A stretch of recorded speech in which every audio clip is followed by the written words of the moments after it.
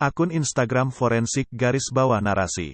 Banyak perubahan arah yang sangat mendadak dalam perkara Mas Beki, semendadak, sopir angkot belok tanpa menyalakan sein.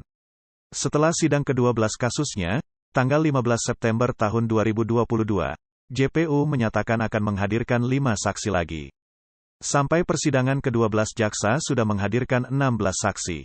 Maka, total saksi yang rencananya dihadirkan JPU hanya 21. Jumlah ini menyusut drastis. Pasalnya, jaksa pernah menyatakan akan menghadirkan 37 saksi.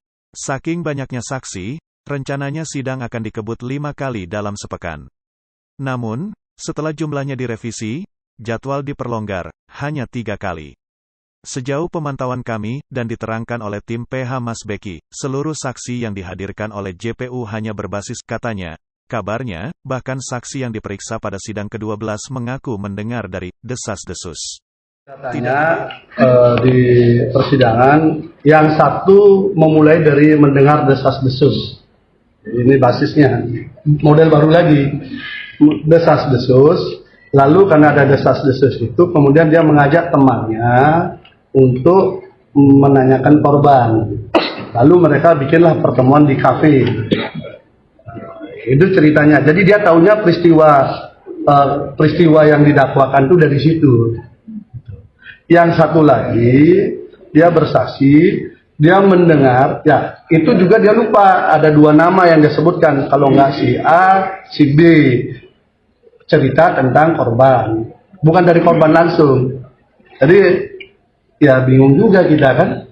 Makanya hanya diperiksa bersamaan aja dua-duanya, yang memang secara kualifikasi sebenarnya yaitu saksi berawal dari desas-desus.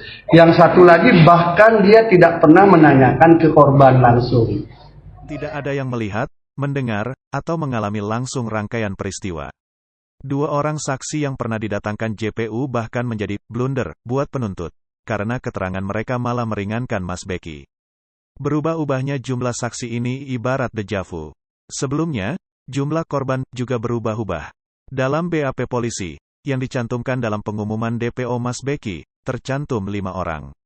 Namun, narasi-narasi yang berkembang liar, terutama yang dikampanyekan detik.com, menyebutkan ada 15 orang.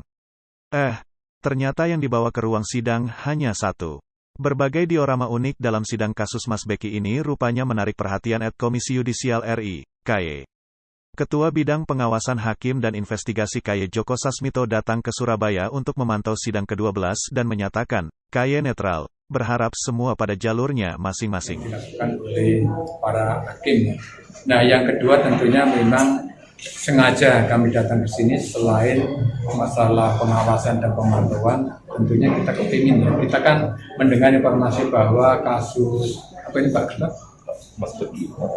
Mas Beki ya. Artinya sebenarnya kan wilayah ini ada di Pengadilan Negeri Jombang ya.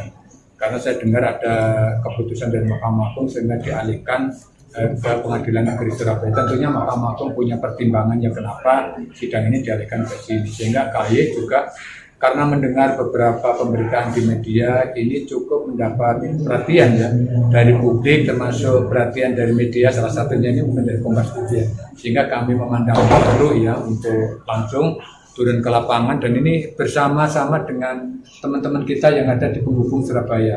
Kami hadir di dalam kasus-kasus yang mendapat perhatian publik, salah satunya kasus ini ya, kasus yang mestinya disiapkan di Pengadilan Jombang dan kasus susila. Dan alhamdulillah saya tadi sudah ketemu dengan semua pihak, artinya hakimnya juga yang pertama kami sudah ketemu, dan tadi sudah ketemu dengan pihak pengacara dari terdakwa, dan juga sudah ketemu dengan jaksa penuntut umum. Jadi KY dalam posisi yang netral di tengah berharap ya agar semuanya pada jalurnya masing-masing. Hakim juga menyidangkan perkara ini tentunya ada pedomannya, baik hukum acara, artinya undang-undang formil maupun materialnya ya.